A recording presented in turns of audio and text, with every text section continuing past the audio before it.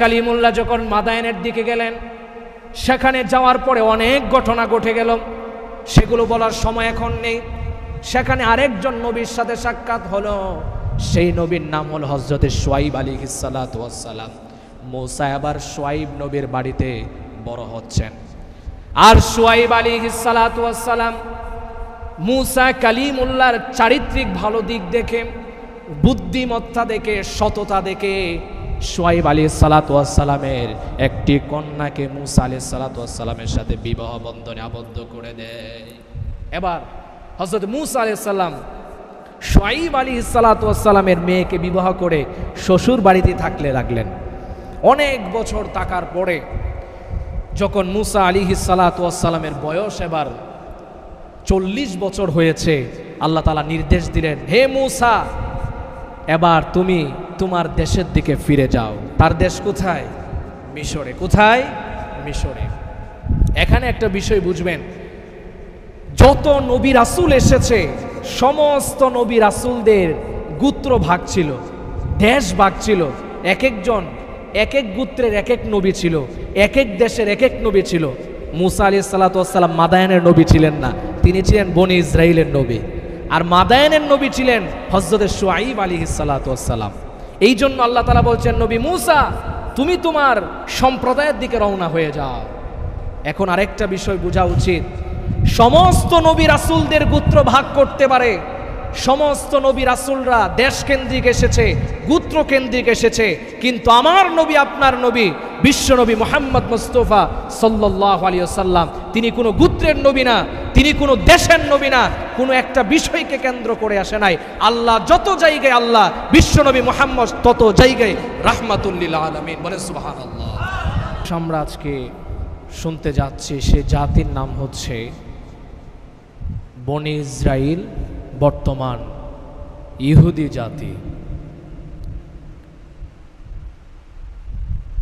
এখন ইহুদি জাতির ইতিহাস যদি আমাদের শুনতে হয়, তাহলে আমাদের প্রথমে যেই নবীর কাছে যেতে হবে তিনি হচ্ছেন আমাদের জাতির পিতা হযরত ইব্রাহিম খলিলুল্লাহ। তিনি এমন একজন নবী ছিলেন, কয়েকজন নবীকে ইস্তেসনা করলে, বাদ দিলে সমস্ত নবীদের বাবা ছিলেন। বলেন সুবহানাল্লাহ। হযরত ইব্রাহিম আলাইহিস সালাতু ওয়াস সালামের জন্ম হয় ইরাকের বাবেল শহরে, বর্তমানে যেটাকে বেবিলনও বলে থাকে।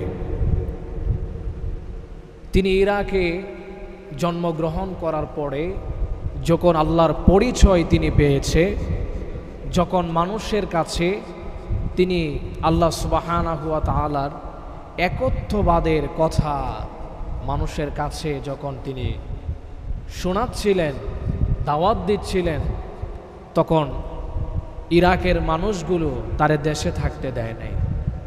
তখন ইব্রাহিম আলাইহিস সালাতু ওয়াস সালাম নিজ দেশ ত্যাগ করে তিনি চলে আসলেন বর্তমান জেরুজালেম অর্থাৎ ফিলিস্তিনে।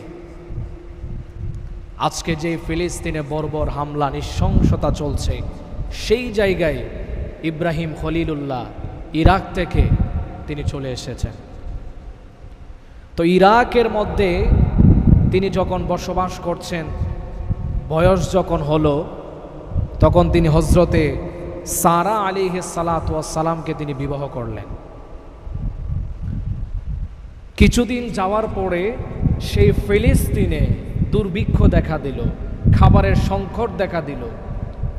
তো ইব্রাহিম খলিলুল্লাহ খাবার আনার জন্য তিনি চলে গেলেন মিশরে, আর সাথে ছিলেন তার স্ত্রী হযরতে সারা আলাইহিস সালাম। মিশরে যাওয়ার পরে সেখানের ক্ষমতাসীন যে ছিল, সে নবীর স্ত্রীকে বাজেয়াপ্ত করেছে, তাকে তার গোপন কামরায় ডেকে নিয়েছে। গোপন কামরায় নেওয়ার পরে যখন হযরতে সারা আলাইহিস সালাতু ওয়াস সালামকে টাচ করতে লাগলো, করতে পারে নাই, একবার দুইবার, তৃতীয় নাম্বার বারে আল্লাহ তাআলা তার হাতকে প্যারালাইজ করে দিয়েছে। বলেন সুবহানাল্লাহ।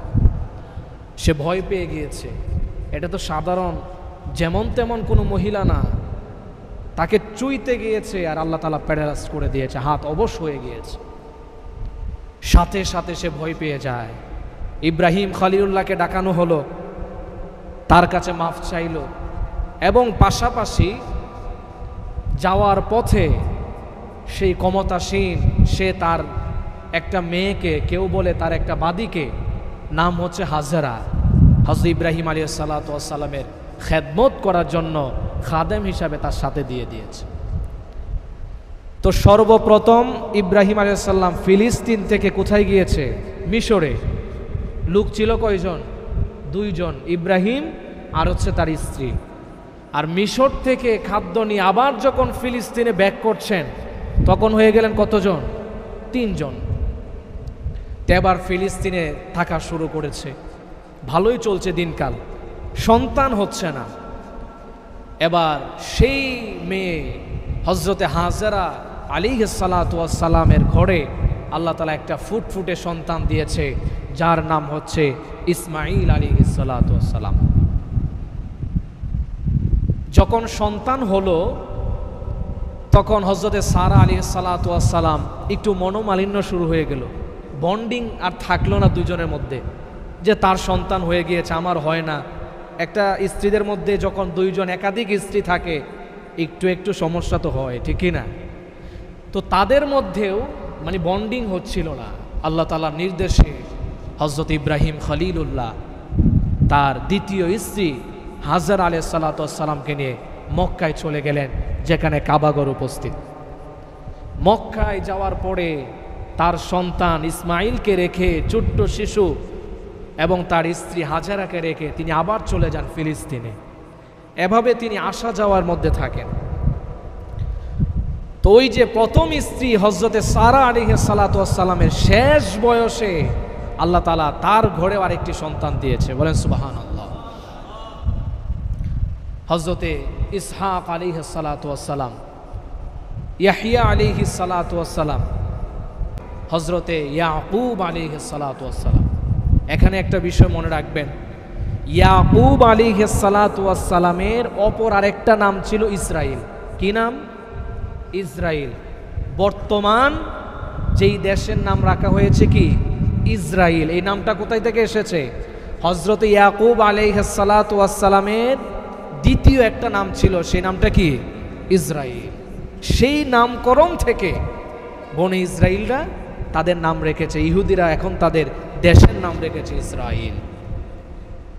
এখন আসুন, ইব্রাহিম আলাইহিস সালাতু ওয়াস সালাম থেকে 2টা চেইন গিয়েছে। কয়টা চেইন?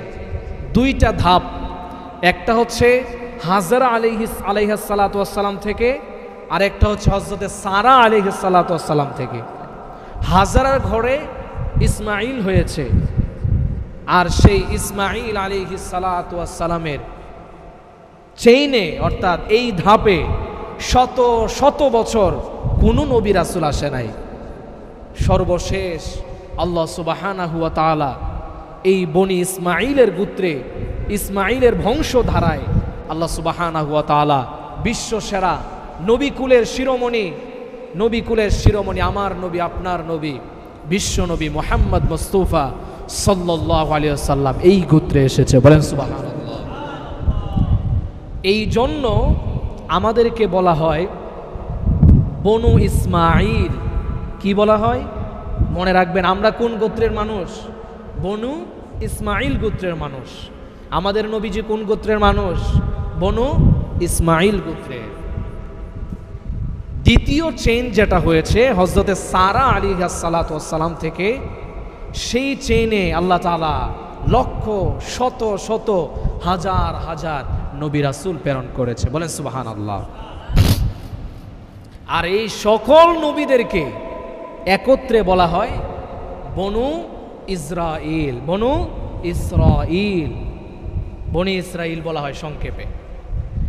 তাহলে ইব্রাহিম আলাইহিস সালাতু ওয়াস সালাম থেকেই 2টা ধাপ বের হয়েছে। আমরা হচ্ছে বনি ইসমাইল গোত্রের, আর যারা ইহুদিরা আজকে যারা নিজেদেরকে ইহুদি বলে তারা হচ্ছে বনি ইসরাইল গোত্রের। এবার আসুন, হযরত ইয়াকুব আলাইহিস সালাতু ওয়াস সালামের ঘর থেকে 12 জন তার মধ্যে একজন ছিলেন নবী, তার নাম হচ্ছে হযরত ইউসুফ আলাইহিস সালাতু ওয়াস সালাম। হযরত ইউসুফ আলাইহিস সালাতু ওয়াস সালামকে যেহেতু তার বাবা বেশি আদর করত, মোহাব্বত করত, তার অপর 10 ভাই তাকে ঘৃণা করত। তাকে কৌশলে, কলা কৌশলে এই ছোট্ট বাচ্চাটাকে কূপের মধ্যে নিক্ষেপ করা হয়েছে। পড়েন নাউজুবিল্লাহ। মনে রাখবেন, এই 10 ভাইয়ের মধ্যে সব থেকে বেশি ষড়যন্ত্র যেই ভাই করেছে, ইউসুফ নবীকে কুয়ায় ফেলানোর জন্য, নিক্ষেপ করার জন্য সব থেকে ষড়যন্ত্র যার, তার নাম ছিল ইয়াহুদা। তার নাম কি? ইয়াহুদা। ওই ইয়াহুদা থেকে বর্তমানে ইহুদি এসেছে। তাহলে প্রথম থেকে বদমাইশি, কথা বলেন ঠিক কিনা? এই বদমাইশি থেকে তারা নাম রেখেছে ইহুদি ধর্ম। এরপরে আপনারা জানেন হযরতে ইউসুফ আলাইহিস সালাতু ওয়াস সালামকে একটি গোত্র তুলে নিল, নেওয়ার পরে একটি বাজারে গিয়ে বিক্রি করা হলো। তারপরে একজন আজিজে মিশর তাকে ক্রয় করেছে। তারপরে আমরা শুনেছি একটি ধর্ষণের মামলায়, মিথ্যা মামলায় তাকে 10 বছর কারাবন্দি থাকতে হয়েছে। তারপরে তিনি জেল থেকে বের হওয়ার পরে তিনি মিশরের কি পদ লাভ করেছিলেন? বলতে পারবেন কি পদে ছিলেন হযরত ইউসুফ আলাইহিস সালাম? অনেকে বলতে পারে না, হয়তো অনেকেই বলবে বাদশাহ। তিনি মূলত বাদশাহ ছিলেন না, প্রেসিডেন্ট না, তিনি ছিলেন খাদ্যমন্ত্রী। কি ছিলেন? খাদ্যমন্ত্রী। যখন তিনি খাদ্যমন্ত্রী, ওই দিক দিয়ে ইউসুফ আলাইহিস সালাম তার বাড়ি ছিল মূলত কোথায়? ফিলিস্তিনে। কোথায়? ফিলিস্তিনে।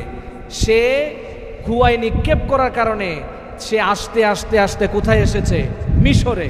আর মিশরে এসে সে হয়ে গেল খাদ্যমন্ত্রী। আর তার 14 গোষ্ঠী কোথায়? ফিলিস্তিনে। কোথায় আছে? ফিলিস্তিনে। তো এবার আবার দ্বিতীয়বারের মতো ফিলিস্তিনে সেই খাদ্যের সংকট দেখা দিয়েছে। তখন হযরত ইয়াকুব আলাইহিস সালাতু ওয়াস সালাম তার সন্তানদেরকে বলল, বাবারা তোমরা মিশরে যাও, সেখানে অনেক অর্থ পয়সা আছে, সেখান থেকে তোমরা কিছু খাদ্য নিয়ে আসো। তখন 10 ভাই যখন মিশরে এসেছে, তারা কিন্তু জানতো না যে তার ছোট ভাই কুয়ায় ফেলেছিল, সে মিশরে খাদ্যমন্ত্রী। তারা কি এটা জানতো? কেউ জানতো না। তারা তো মনে করেছে হয়তো শেষ।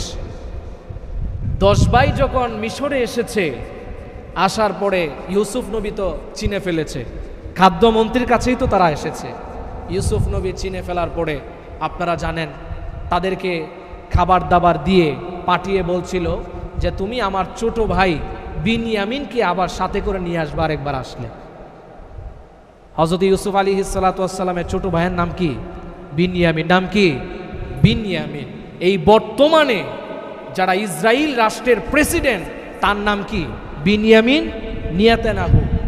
তো এই যে বিনয়ামিনটা কোথায় থেকে নিয়েছে? হযরত ইউসুফ আলাইহিস সালাতু ওয়াস সালামের ছোট ভাইয়ের নামে নামে নামকরণ করে তার নামকরণ করেছে।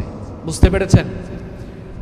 এবার হযরত ইউসুফ আলাইহিস সালাতু ওয়াস সালামের বাবা, তার ফ্যামিলি সহ ইতিহাসে লেখা হয়েছে প্রায় 70 জন মানুষ তারা ট্রান্সফার করেছে ফিলিস্তিন থেকে মিশরে। তাহলে বনি ইসরায়েলরা আবার ফিলিস্তিন ছেড়ে কোথায় আসলো? কোথায় এসেছে? মিশরে। এবার মিশরে তারা খুব ভালোভাবে থাকছে, ভালোভাবে অবস্থান করছে, কারণ তার ভাই ইউসুফ নবী ছিলেন সেখানে খাদ্যমন্ত্রী। তাদের আর কোনো দুঃখ কষ্ট রইল না। এবার কিছুদিন পরে যখন হযরত ইউসুফ আলাইহিস সালাতু ওয়াস সালাম ইন্তেকাল করেছে, তারপরে আরও 150 বছর পরে, এখনো কিন্তু ফেরাউনের জন্ম হয় নাই, এখনো কি ফেরাউনের জন্ম হয়নি, এর আগেই কিন্তু মিশরে অবস্থান করছে সেই বনি ইসরায়েলরা। প্রায় 150 বছর পর্যন্ত আরেকটা গোত্র সেখানে ক্ষমতায় ছিল, সেই গোত্রের নাম হচ্ছে হাকসুস গোত্র। নাম কি? হাকসুস। এই হাকসুস গোত্র মিশরে রাষ্ট্র পরিচালনা করেছে প্রায় 150 বছর। কত বছর? 150 বছর। আর সেই হাকসুস গোত্রের সাথে যাদের সম্পর্ক ভালো ছিল, গুড রিলেশনশিপ ছিল, তারা হচ্ছে বনি ইসরায়েল সম্প্রদায়। এবার 150 বছর পরে ক্ষমতা উলট পালট হচ্ছে। এবার সর্বপ্রথম ইতিহাসে মিস্টার ফেরাউন জন্ম লাভ করে। এবার ক্ষমতা এসেছে কারা? ফেরাউনের যাত্রী মিস্টার ফেরাউন আসার পরে বনি ইসরাইলদের উপরে চালাচ্ছে নিষ্ঠুরতা, এমন অত্যাচার। তারা যত যত পদে ছিল বড় বড়, সব থেকে নিচু পদে তাদেরকে নামিয়ে দেওয়া হলো। শুধু তাই না, তাদেরকে পুরুষদেরকে দাস বানিয়ে ফেলা হয়েছে, আর মহিলাদেরকে দাসী বানিয়ে ফেললো কারা? ফেরাউন। কাদেরকে? বনি ইসরাইলদেরকে। এখন এত নির্যাতন কেন করেছে প্রশ্ন আসে কিনা? এতদিন তো তারা সম্মানে ছিল, শান্তিতে ছিল। এই নির্যাতন করার কারণ হচ্ছে ফেরাউন আসার আগে যে হাকসুস গোত্র ছিল, ওই হাকসুস গোত্রের সাথে রিলেশন ছিল কার? ওই বনি ইসরাইলের। এখন যখন ক্ষমতায় গিয়েছে ফেরাউন, এবার যারা বিরোধী দল থাকে, বর্তমান সমাজের উদাহরণ, যারা ক্ষমতায় আসে, আসার পরে যদি এরা চলে যায়, এরপরে যে ক্ষমতায় আসে তখন বিরোধী দল হয়ে যায় না? যারা অতীতে ক্ষমতায় ছিল, বিরোধী দলদের উপর নির্যাতন স্ট্রিম রুলার চালায় কি চালায় না? আবার বিরোধী দলের সাথে যাদের আন্ডারস্ট্যান্ডিংতা আছে তাদের উপরেও চড়াও হয় সরকার। কথা বলেন ঠিক কিনা? ঠিক ওই রকম ভাবে হাকসুস গোত্র যেহেতু আগে সরকারে ছিল আর তাদের সাথে ভালো গুড সম্পর্ক ছিল বনি ইসরাইলদের, এবার ক্ষমতায় উলট পালট হওয়ার পরে ফেরাউন এসে তখন বনি ইসরাইলদের উপর নির্যাতন স্টিমুলা চালিয়েছে। কেমন নির্যাতন চালাচ্ছে তার একটা অংশ আল্লাহ সুবহানাহু ওয়া তাআলা কুরআনুল কারীমে বর্ণনা করছেন। আল্লাহ রাব্বুল আলামিন বলছেন, وَإِذْ نَجَّيْنَاكُمْ مِنْ آلِ فِرْعَوْنَ يَسُومُونَكُمْ سُوءَ الْعَذَابِ يُذَبِّحُونَ أَبْنَاءَكُمْ وَيَسْتَحْيُونَ نِسَاءَكُمْ। আল্লাহ রাব্বুল আলামিন বলছেন, স্মরণ করুন সেদিনের কথা যখন আমি আল্লাহ রাব্বুল আলামিন সেই ফেরাউনের হাত থেকে আমি বনি ইসরাইল সম্প্রদায়কে বাঁচিয়েছিলাম। যখন বনি ইসরাইল সম্প্রদায়ের উপরে ফেরাউন জাতি জনগোষ্ঠী যখন চড়াও হয়ে গিয়েছিল, তাদের পুরুষদেরকে দাস বানিয়ে ফেলা হলো, তাদের নারীদেরকে, বনি ইসরাইলের নারীদেরকে দাসী বানিয়ে ফেলা হলো। যখন ছোট ছোট বাচ্চাদেরকে হত্যা করা হচ্ছে, আল্লাহ রাব্বুল আলামিন বলছেন সে সময় আমি আল্লাহ তাআলা সেই সমাজের বনি ইসরাইলদের মধ্যে আমি আল্লাহ মুসা নবী আলাইহিস সালাতু ওয়াস সালামকে পাঠিয়েছি। বলেন সুবহানাল্লাহ। এবার হযরতে মুসা আলাইহিস সালাতু ওয়াস সালাম যখন তিনি বনি ইসরাইল সম্প্রদায়ের মধ্যে জন্মগ্রহণ করলেন, আর ছোটবেলায় তিনি লালন পালন হলেন কার গোত্রে? মিস্টার ফেরাউনের বাড়িতে থেকে মুসা আলাইহিস সালামের লালন পালন হয়। যখন মুসা আলাইহিস সালাতু ওয়াস সালাম ফেরাউনের ঘরে থেকে বড় হচ্ছিল, বয়স যখন তার 20 থেকে 25 হলো, তিনি একদিন হঠাৎ বাজারে গেলেন। যাওয়ার পরে দেখতে পেলেন বনি ইসরাইলের এক সম্প্রদায়কে, একটা লোককে, সেই মিস্টার ফেরাউনের সম্প্রদায়ের লোকেরা তাকে মারধর করছে। এবার বনি ইসরাইলের সেই লোকটা হযরতে মুসা কালিমুল্লাহর কাছে এসে বলছেন, ওহে মুসা, আমরা তো তোমার গোত্রের লোক, দেখো দেখো ওই ফেরাউনের লোকটা আমাকে কিভাবে মারছে, আমাকে একটু সহযোগিতা করো। এবার মুসা কালিমুল্লাহ ওই ফেরাউনের লোকটাকে এক চপাটাঘাত করলেন, সাথে সাথে সেখানে মৃত্যু হয়ে যায়। হযরতে মুসা আলাইহিস সালাতু ওয়াস সালামের এক চরকে দুনিয়া থেকে বিদায় নিল। এবার মুসা আলাইহিস সালাতু ওয়াস সালামের অন্তরে ভয় তৈরি হয়ে গেল, কি এটা করলাম? ফেরাউনের জাতির এক লোককে মেরে ফেললাম, এবার আমাকে তো ফেরাউন ছাড়বে না। এবার হযরতে মুসা আলাইহিস সালাতু ওয়াস সালাম মিশর ছেড়ে তিনি মাদায়েনের দিকে রওনা হয়ে যায়। মুসা কালিমুল্লাহ যখন মাদায়েনের দিকে গেলেন, সেখানে যাওয়ার পরে অনেক ঘটনা ঘটে গেল, সেগুলো বলার সময় এখন নেই। সেখানে আরেকজন নবীর সাথে সাক্ষাৎ হলো, সেই নবীর নাম হল হযরতে শুআয়ব আলাইহিস সালাতু ওয়াস সালাম। মুসা আবার শুআয়ব নবীর বাড়িতে বড় হচ্ছেন। আর শুআয়ব আলাইহিস সালাতু ওয়াস সালাম মুসা কালিমুল্লাহর চারিত্রিক ভালো দিক দেখে, বুদ্ধিমত্তা দেখে, সততা দেখে শুআয়ব আলাইহিসসালাতু ওয়াসসালামের একটি কন্যাকে মূসা আলাইহিসসালাতু ওয়াসসালামের সাথে বিবাহ বন্ধনে আবদ্ধ করে দেয়। এবার হযরত মূসা আলাইহিস সালাম শুআয়ব আলাইহিসসালাতু ওয়াসসালামের মেয়েকে বিবাহ করে শ্বশুর বাড়িতে থাকলে লাগলেন। অনেক বছর থাকার পরে যখন মূসা আলাইহিসসালাতু ওয়াসসালামের বয়স এবার 40 বছর হয়েছে, আল্লাহ তাআলা নির্দেশ দিলেন, হে মূসা, এবার তুমি তোমার দেশের দিকে ফিরে যাও। তার দেশ কোথায়? মিশরে। কোথায়? মিশরে। এখানে একটা বিষয় বুঝবেন, যত নবী রাসূল এসেছে সমস্ত নবী রাসূলদের গোত্র ভাগ ছিল, দেশ ভাগ ছিল। এক একজন এক এক গোত্রের এক এক নবী ছিল, এক এক দেশের এক এক নবী ছিল। মূসা আলাইহিসসালাতু ওয়াসসালাম মাদায়েনের নবী ছিলেন না, তিনি ছিলেন বনি ইসরাইলের নবী। আর মাদায়েনের নবী ছিলেন হযরত শুআয়ব আলাইহিসসালাতু ওয়াসসালাম। এই জন্য আল্লাহ তাআলা বলছেন, নবী মূসা, তুমি তোমার সম্প্রদায়ের দিকে রওনা হয়ে যাও। এখন আরেকটা বিষয় বোঝা উচিত, সমস্ত নবী রাসূলদের গোত্র ভাগ করতে পারে, সমস্ত নবী রাসূলরা দেশ কেন্দ্রিক এসেছে, গোত্র কেন্দ্রিক এসেছে, কিন্তু আমার নবী, আপনার নবী, বিশ্ব নবী মুহাম্মদ মুস্তাফা সাল্লাল্লাহু আলাইহি ওয়াসাল্লাম, তিনি কোনো গোত্রের নবী না, তিনি কোনো দেশের নবী না, কোনো একটা বিষয়কে কেন্দ্র করে আসে নাই। আল্লাহ যত জায়গায় আল্লাহ, বিশ্ব নবী মুহাম্মদ তত জায়গায় রাহমাতুল লিল আলামিন। বলেন সুবহানাল্লাহ।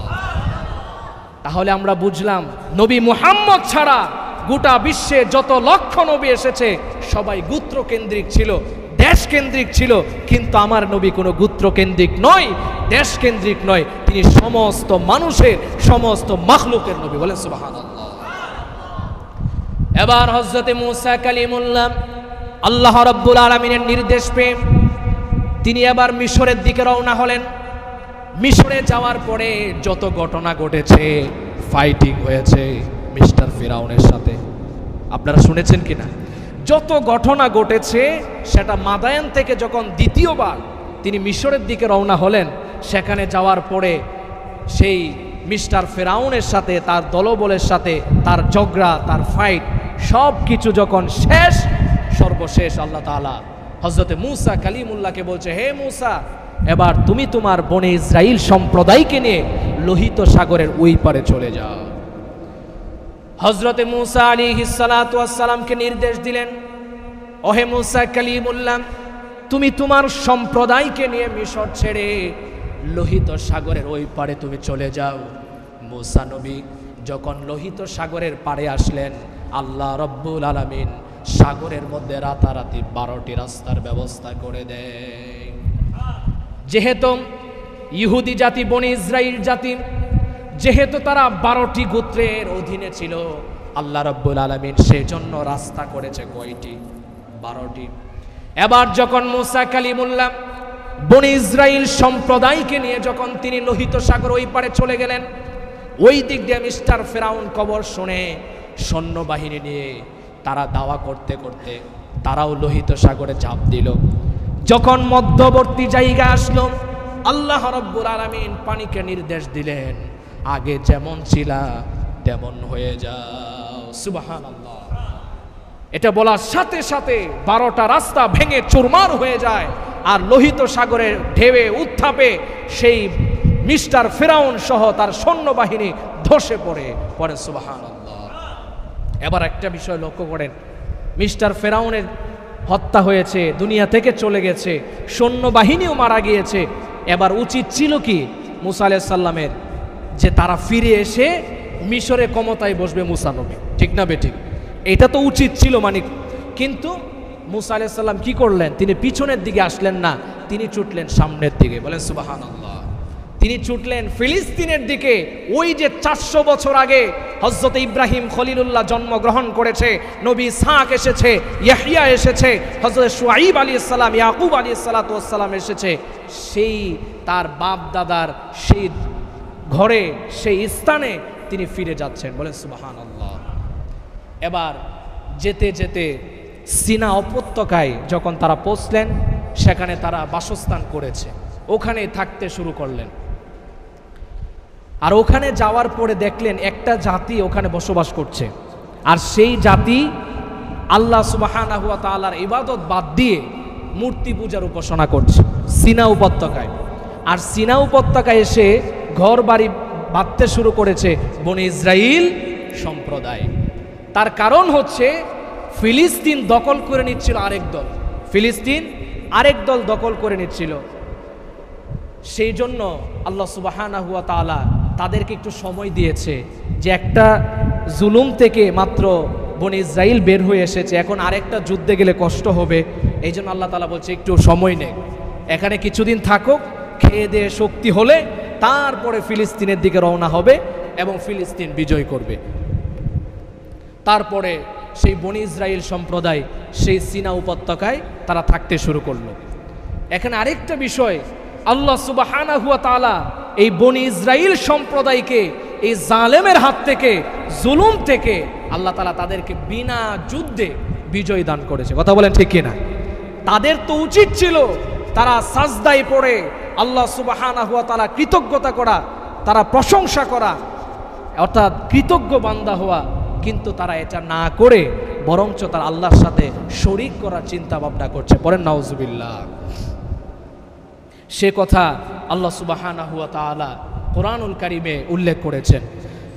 আল্লাহ রাব্বুল আলামিন বলছেন, ওয়াজাওয়াজনা বিবানি ইসরাঈলাল বাহরা ফাআতাউ আলা কওমি ইয়াকুফুনা আলা আসনামিল লাহুম। আল্লাহ রাব্বুল আলামিন বলছেন, আমি আল্লাহ তাআলা বনি ইসরাইল সম্প্রদায়কে বিনা যুদ্ধে জালেমের হাত থেকে আমি আল্লাহ রাব্বুল আলামিন তাদেরকে মুক্তি দিয়ে লোহিত সাগর পার করে দিলাম। লোহিত সাগর পার করে তারা যখন অবস্থান করছিল সিনা উপত্যকায়, সিনা উপত্যকায় পূর্বে যেই জাতিটা ছিল সেই জাতিটা তারা মূর্তি পূজার উপাসনা করত। আর এগুলো দেখার পরে সেই বনি ইসরাইল সম্প্রদায় হযরতে মূসা আলাইহিস সালাতু ওয়াস সালামের কাছে এসে বলল, ওহে মূসা কালিমুল্লাহ, ওহে আল্লাহর নবী, এই যে মানুষগুলো মূর্তি পূজার উপাসনা করছে, আমরাও আল্লাহর সাথে সাথে তাদের সাথে আমরা মূর্তি পূজা বানিয়ে উপাসনা করতে চাই। পড়েন নাউজুবিল্লাহ। তারা ওই লোকগুলোকে দেখে তারাও বলছে, মূসা আমরাও সেই লোকদের মতো আল্লাহর পাশাপাশি এই মূর্তি পূজার উপাসনা করতে চাই, এমন একটা ব্যবস্থা করে দাও। পড়েন নাউজুবিল্লাহ। হযরত মূসা আলাইহিস সালাতু ওয়াস সালাম রেগে গেলেন। তিনি বললেন, ক্বালা ইন্নাকুম কওমুন তাজহালুন, ওহে মূর্খের জাতি, আল্লাহ তাআলা তোমাদেরকে ফিরআউনের হাত থেকে বাঁচিয়েছে, জুলুম থেকে তোমাদেরকে বাঁচিয়েছে, জালেমের হাত থেকে রক্ষা করেছে। তোমরা আল্লাহর কুদরতি পায়ে সাজদা করে প্রশংসা করবে, সেটা না করে তোমরা আল্লাহর সাথে শরীক করতে চাও। এই ধমক দিলেন হযরত মূসা কালিমুল্লাহ। এভাবে ধমক দেওয়ার পরে আবার তারা একটু সেন্সটিভ হয়েছে।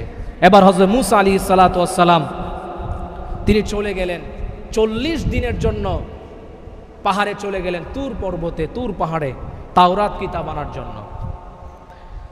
40 দিন যখন সেখানে অবস্থান করলো এবং কিতাব নিয়ে আসলো, কিতাব নিয়ে এসে দেখে তার জাতি বনে ইসরাইল তারা গোবৎসের পূজা শুরু করে দিয়েছে। পড়েন নাউজুবিল্লাহ।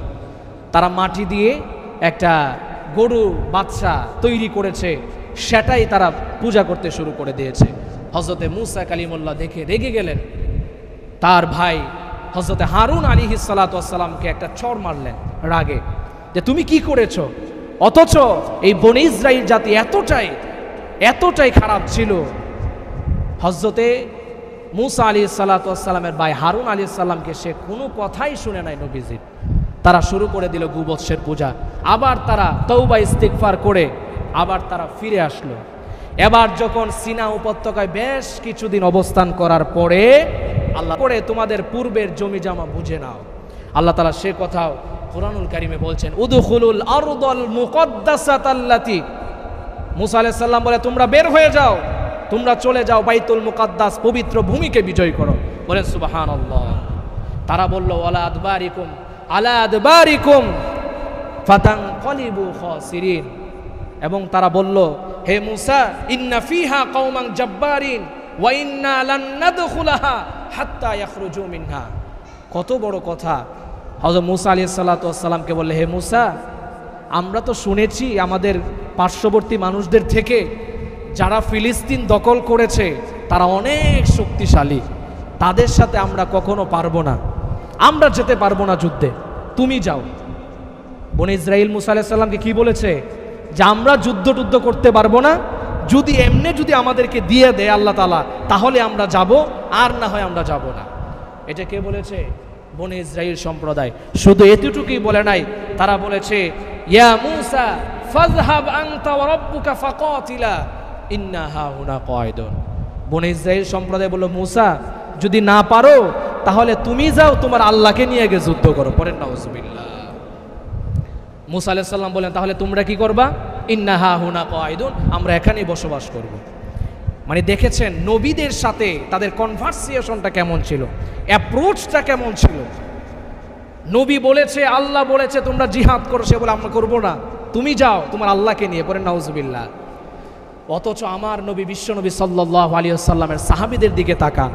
নবীর সাহাবীরা যখন আল্লাহ রাসূল সাল্লাল্লাহু আলাইহি ওয়াসাল্লাম জিহাদের কথা বললেন, তখন নবীর সাহাবী একজন দাঁড়িয়ে বললেন, ইয়া রাসূলুল্লাহ, ইয়া হাবিবাল্লাহ, আপনি ভয় করবেন না, আমরা আপনার সাথে আছি, আপনার ভয় করার কোনো কিছু নাই। আমরা সেই মূসার, সেই বনি ইসরাইল সম্প্রদায়ের মতো এই কথা বলবো না যে আপনি চলে যান, আমরা যুদ্ধে যাব না, আপনার আল্লাহকে নিয়ে যান, এই কথা আমরা বলবো না। সেদিন নবীর সাহাবী বলছিল, ইয়া রাসূলুল্লাহ, আপনি শুধু একবার যুদ্ধের কথা বলেন, আমরা আপনার সামনে আছি, পিছনে আছি, চতুর্দিকে আছি, যেদিকে আক্রমণ হবে আমরা দাঁড়িয়ে যাব, আপনার শরীরে একটা ফুলের টুকা লাগতে দেওয়া হবে না। বলেন সুবহানাল্লাহ। কেমন ছিলেন নবীর সাহাবী, আর তাদের কনভারসেশনটা কি? আপনি যান, আপনার আল্লাহকে নিয়ে যান। করেন নাউজুবিল্লাহ। আল্লাহ রাব্বুল আলামিন এই কথা শুনে তিনি রেগে গেলেন, মানতে পারলেন না। আল্লাহ রাব্বুল আলামিন বনি ইসরাইল সম্প্রদায়কে বললেন, 40 বছর পর্যন্ত তোরা আর বাইতুল মুকাদ্দাসের দিকে যেতে পারবে না। আল্লাহ রাব্বুল আলামিন সেই সিনা উপত্যকায় তাদেরকে পেরেক মেরে দিয়েছে। সিনা উপত্যকা থেকে তারা বের হওয়ার আর কোনো সুযোগ নাই। সারা দিন রাত 24 ঘন্টা এই উপত্যকার মধ্যে ঘুরপাক খাচ্ছে। অর্থাৎ এই একটা জায়গা নির্ধারিত, এই জায়গার বাহিরে আর যাওয়ার সুযোগ নাই। আল্লাহ তাআলা শাস্তি দিয়েছে 40 বছর পর্যন্ত। তার কারণ হচ্ছে তারা যুদ্ধে যাবে না এই কথা বলার কারণে। এরপরে হযরত মূসা আলাইহিস সালাতু ওয়াস সালাম, তার খুব আশা ছিল বাইতুল মুকাদ্দাস বিজয় করে, আল আকসা বিজয় করে, জেরুজালেম বিজয় করে সেখানে থাকার জন্য, কিন্তু তার বংশধর অর্থাৎ তার সেই জাতির কারণে সে আর এটা পারল না। এরপরে হযরত মূসা আলাইহিস সালাতু ওয়াস সালাম তিনি যখন দুনিয়া থেকে বিদায় নিয়েছেন, এবার এসেছেন পরবর্তীতে হযরতে ইউসা আলাইহিস সালাতু ওয়াস সালাম। ইউসা নবী আসার পরে ওই বনি ইসরাইল সম্প্রদায় তারা ইউসা নবীর কাছে গেল, যাওয়ার পরে বললেন, ও হে ইউসা নবী, আমরা আমাদের ফিলিস্তিন দখল করতে চাই, আমরা যুদ্ধ করব। হযরত ইউসা আলাইহিস সালাতু ওয়াস সালাম বললেন, তোমাদেরকে তো আমাদের জানা আছে, কারণ তোমরা বলছো যুদ্ধ করবে, মাঝপথে হারিয়ে যাবা, তোমাদেরকে খুঁজে পাওয়া যাবে না। না, আমরা যুদ্ধ করব, আপনি নেতা নির্বাচন করেন। এবার আল্লাহ সুবহানাহু ওয়া তাআলার পক্ষ থেকে নেতা নির্বাচিত হলো, তার নাম হচ্ছে হযরতে তালুত আলাইহিস সালাতু ওয়াস সালাম। কে? হযরত তালুত। এরপরে তারা যুদ্ধে যাচ্ছে সেই ফিলিস্তিন দখল করার জন্য, বাইতুল আকসা বিজয় করার জন্য। আল্লাহ তাআলা একটা পরীক্ষা দিয়েছে যে শুনো, এই ফিলিস্তিনের পূর্বে একটা জমি, একটা সাগর থাকবে, একটা নদী থাকবে, ওই নদী থেকে তোমরা পানি পান করবে না। যদি পানি পান করো তাহলে তোমরা সামনের দিকে আর অগ্রসর হতে পারবে। কিন্তু তারা এই কথা অ্যাভয়েড করে তারা সবাই পানি পান করতে শুরু করে দিল। আল্লাহর নিষেধ তারপরে মানল না। মাত্র 313 জন তারা পানি পান করে নাই। এই 313 জনকে নিয়ে হযরতে তালুত আলাইহিস সালাতু ওয়াস সালাম বাইতুল আকসায় গিয়েছেন যুদ্ধ করার জন্য। বলেন সুবহানাল্লাহ। আর বাইতুল আকসায় যেই দলটা ক্ষমতায় ছিল সেই গোত্রের নাম হচ্ছে আমালিকা গোত্র। কি নাম? আমালিকা গোত্র। ওরা অনেক শক্তিশালী ছিল, অনেক উঁচু মানুষ ছিল, বডি বিল্ডার ছিল এক একজন। এরপরে এই 313 জনকে নিয়ে যুদ্ধ শুরু করেছে। আর সেই আমালিকা গোত্রের নেতৃত্ব দিয়েছিল জালুত। নাম কি? জালুত। আর সেই জালুতকে হত্যা করেছে একটা যুবক হত্যা করার পরে যুদ্ধ থেমে যায়, তারা পলায়ন করতে শুরু করেছে, ফিলিস্তিন বিজয় হয়ে গেল, বাইতুল আকসায় আবার কি বনি ইসরাইলরা আবার তারা জেরুজালেমে চলে আসলো। আর সেই জালুতকে যে হত্যা করেছে তিনি আর কেউ না, হযরতে দাউদ আলাইহিস সালাতু ওয়াস সালাম। তার বয়স ছিল তখন 20 থেকে 25 বছর। তিনি জালুতকে হত্যা করার ফলে তিনি ভাইরাল হয়ে গিয়েছে, তাদের মধ্যে ফোকাসে চলে এসেছে। তখন হযরত দাউদ আলাইহিস সালাতু ওয়াস সালামকে তারা নেতা মানতে শুরু করলো। এর কিছুদিন পরেই যখন দাউদ আলাইহিস সালাম বিবাহ করলেন, তারপরে সন্তান হলো হযরতে সুলাইমান আলাইহিস সালাম। হযরতে সুলাইমান আলাইহিস সালাতু ওয়াস সালাম নবী কুলের যত নবী রাসূল এসেছে, যত নবুয়াতি ধারায় নবী এসেছে, সব থেকে স্ট্রং ক্ষমতা ছিল হযরতে সুলাইমান আলাইহিস সালাতু ওয়াস সালামের। হযরতে সুলাইমান তিনি জেরুজালেম সহ, সিরিয়া সহ, ফিলিস্তিন সহ এই সব জায়গায় কর্তৃত্ব আল্লাহ সুবহানাহু ওয়া তাআলা বসিয়েছেন হযরতে নবী সুলাইমানকে, যার কথা মানুষ, পশু, তারপরে বাতাস পর্যন্ত কথা শুনতো। বলেন সুবহানাল্লাহ। সুলাইমান আলাইহিস সালাম এখন নবী, বনি ইসরাইল তো খুব স্বাচ্ছন্দ্যে আছে, তাদের লোকেই ক্ষমতায় আছে, তারা খুব ভালো অবস্থানে আছে। এবার সুলাইমান নবী যখন দুনিয়া থেকে বিদায় নিল, আবার উৎপাত শুরু হয়ে গিয়েছে। বনি ইসরাইলদের আবার আল্লাহ সুবহানাহু ওয়া তাআলার সাথে শরীক করতে শুরু করে দিল, শিরিকে লিপ্ত হয়ে যায়। এবার এদেরকে সাইজ করার জন্য আল্লাহ সুবহানাহু ওয়া তাআলা আরেকজন জালেম বাদশা পাঠিয়েছে, সেই বাদশার নাম হচ্ছে বুখতে নসর। নাম কি? বুখতে নসর। খুব ক্ষমতাধর বাদশা ছিল। সেই জালেম বাদশা আসার পরে এই বনি ইসরাইল সম্প্রদায় যারা ফিলিস্তিনে আর জেরুজালেমে ছিল, এদের সবগুলোকে একাকার মেসাকার করে দিয়েছে, হত্যা করে সবগুলোকে মেরে ফেলেছে। যারা কয়েকজন বেঁচে ছিল এদেরকে হাত পা বেঁধে ইরাকের মধ্যে ফেলে দেওয়া হয়েছে। কোথায়? ইরাক দেশে। এই যে আবার বনি ইসরাইলদেরকে আবার ফিলিস্তিন থেকে আল্লাহ তাআলা কোথায় পাঠিয়েছে? ইরাকের মধ্যে। এবার তারা আপনার ইরাকে থাকতে লাগলো। এখন আল্লাহ সুবহানাহু ওয়া তাআলা তো দয়াবান, আল্লাহ চিন্তা করলো যে এদের উপরে যদি আবার নবী রাসূল না পাঠায়, যেই জাতি, এরা তো আরও পথভ্রষ্ট হয়ে যাবে। আল্লাহ সুবহানাহু ওয়া তাআলা তাদের সম্প্রদায়ে আল্লাহ তাআলা একে একে আবার নবী রাসূল পাঠাতে লাগলেন।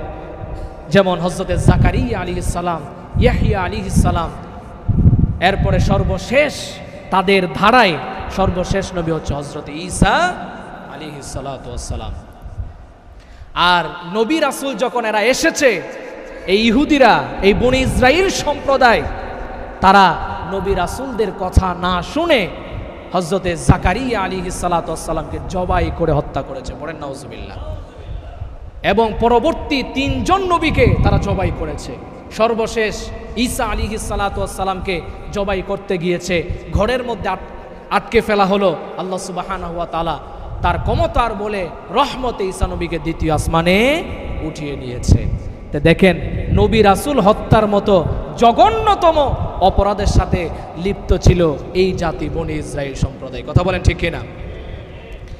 এরপরে সর্বশেষ এই ফিলিস্তিন, এই বনি ইসরাইলরা যখন দ্বিতীয় বিশ্বযুদ্ধ হয় 1939 সালে, 1939 থেকে 45 সাল পর্যন্ত দ্বিতীয় বিশ্বযুদ্ধ হয়। এই দ্বিতীয় বিশ্বযুদ্ধে প্রায় 60 লক্ষ জার্মানিতে 60 লক্ষ ইহুদেরকে হত্যা করেছে। তার নাম কি ছিল? হিটলার। নাম কি? হিটলার একাই জার্মানিতে 60 লক্ষ ইহুদিদেরকে হত্যা করেছে। এমনকি সর্বশেষ তারা ঘোষণা করেছে যে জার্মানিতে কোনো ইহুদিরা প্রবেশ করতে পারবে না। তখন সেই ইহুদিরা গরিব অসহায় হয়ে নৌকায় করে, যারা বেঁচে ছিল তারা নৌকায় করে সাইনবোর্ডে বিভিন্ন অসহায়ের কথা লিখে তারা এবার এসেছে ফিলিস্তিনে আসার পরে তাদের কাছে এসে গরিবের মতো ভিক্ষা চাচ্ছে, দেখো আমাদের ঘর বাড়ি সব ধ্বংস করে দিয়েছে, আমাদের কেউ নাই, বাপ মা ছেলে সন্তান কারো কোনো খবর নাই, আমাদেরকে একটু জায়গা দাও, আমরা ভিক্ষা করে খাবো, কাজ করে খাবো, আমরা তোমাদের কাছে থাকতে চাই, একটু সুযোগ দাও। ফিলিস্তিনের মানুষ দয়াবান মানুষ, তাদেরকে জায়গা করে দিয়েছে। আপনারা ছবি দেখবেন, ওই সময়ের ছবি আছে, অর্ধলাঙ্গ, জীর্ণ শীর্ণ, কাপড় নাই। আপনারা হয়তো অনেকে দেখেছেন। এই যে সর্বপ্রথম ফিলিস্তিনে তারা প্রবেশ করেছে। এরপরে বছর না যেতে যেতে 1947 সালে তারা ফিলিস্তিনের একটা অংশ দখল করে নেয় এবং তাদের মাথায় চিন্তা ভাবনা এসেছে যে এবার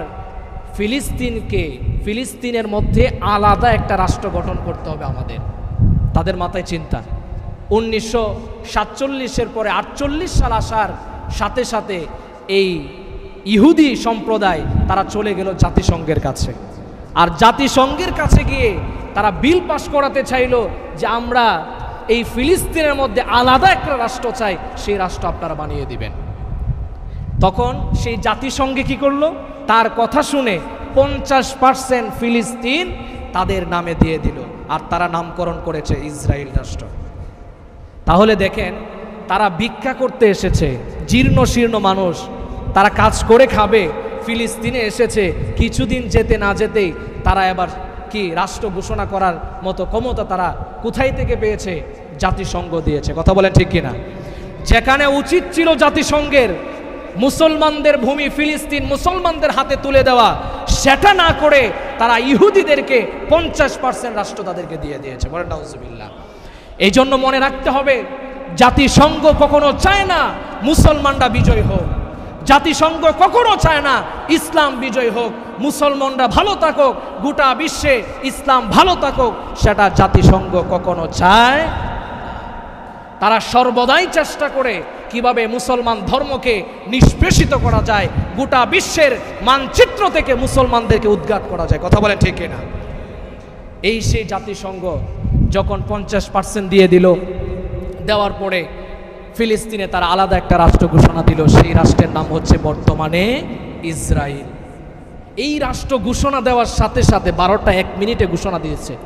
10 মিনিটের মধ্যে সর্বপ্রথম এই রাষ্ট্রের পক্ষে যে ভোট দিয়েছে সে আর কেউ না, আমেরিকা। কথা বলেন ঠিক কিনা? সর্বপ্রথম ভোটটাই দিয়েছে কে? আমেরিকা। এই পর্যন্ত যত অস্ত্র বলেন, অর্থ দিয়ে বলেন, বিলিয়ন বিলিয়ন অর্থ দিয়ে যারা সহযোগিতা করছে মুসলমানদেরকে নিষ্পেষিত করার জন্য, তারা আর কেউ না, তারা হচ্ছে আমেরিকা। কথা বলেন ঠিক কিনা? এখন আপনাদের মনে হবে এই যে বারবার আল্লাহ তাআলা বনে ইসরাইলদেরকে একবার ফিলিস্তিন থেকে বের করেন, আবার নিয়ে আসেন, আবার বের করেন, আবার নিয়ে আসেন, আবার বের করেন, আবার নিয়ে আসেন, ঘটনা আপনারা বুঝছেন? বারবার গেছে আবার আসছে, ঠিক কিনা? এখন হয়তো অনেকে মনে করবে যে হয়তো বা এখন আল্লাহ তাআলাই আবার আনছে। বিষয়টা এমন না। আল্লাহ সুবহানাহু ওয়া তাআলা এই ইহুদিদের ব্যাপারে, বনে ইসরাইলদের ব্যাপারে ফাইনাল ডিসিশন দিয়েছে কোরআনের মধ্যে। সেটা আল্লাহ তাআলা বলছেন, দুরিবাত আলাইহিমুজ জিল্লাতু আইনামা সুকিফু ইল্লা বিহাবলিম মিনাল্লাহ ওয়া হাবলিম মিনান নাস। পড় আল্লাহু আকবার। ইহুদি সম্প্রদায়ের ব্যাপারে আল্লাহ তাআলার ফাইনাল ডিসিশন হচ্ছে এদের গোটা বিশ্বে তাদের আলাদা রাষ্ট্র হিসাবে কোনো রাষ্ট্র থাকবে। দেখেন বর্তমানে মুসলমানদের আলাদা রাষ্ট্র আছে না নাই? কথা বলেন, আছে না নাই? এরপরে খ্রিস্টানদের আলাদা রাষ্ট্র আছে না নাই? হিন্দুদের আলাদা রাষ্ট্র আছে না নাই? আছে। কিন্তু ইসরায়েলের কোনো আলাদা রাষ্ট্র আছে? কোনো রাষ্ট্র নাই।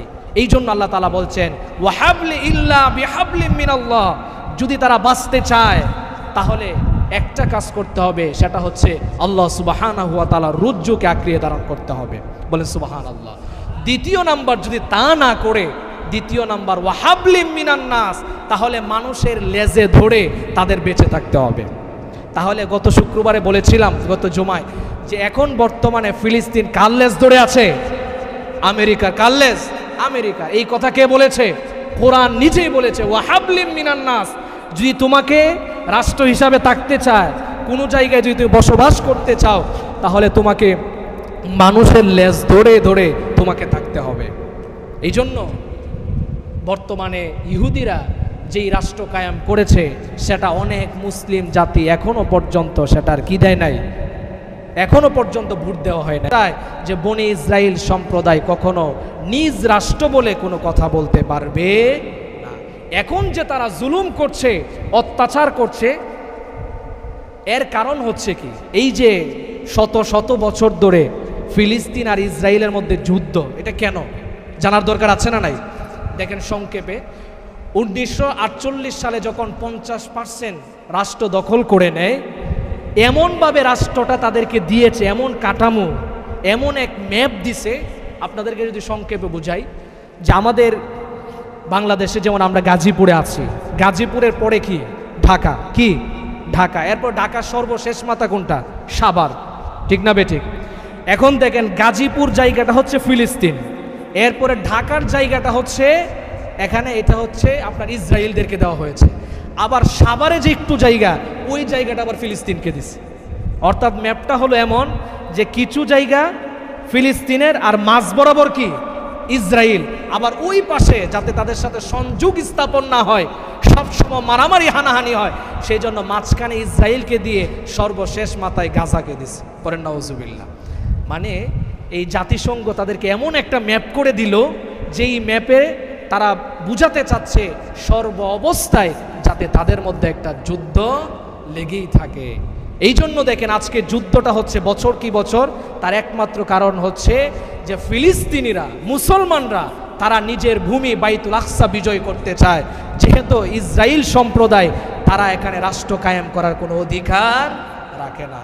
এই জন্য ফিলিস্তিনরা, সেই গাজার মানুষগুলো তারা যুদ্ধে লিপ্ত হয় নিজের দেশকে দখল করার জন্য, ভূমিকে হেফাজত করার জন্য, বাইতুল আকসাকে বিজয় করার জন্য। তারা সর্ব অবস্থায় ইসরায়েলের সাথে একটা কন্টাস লেগেই থাকে।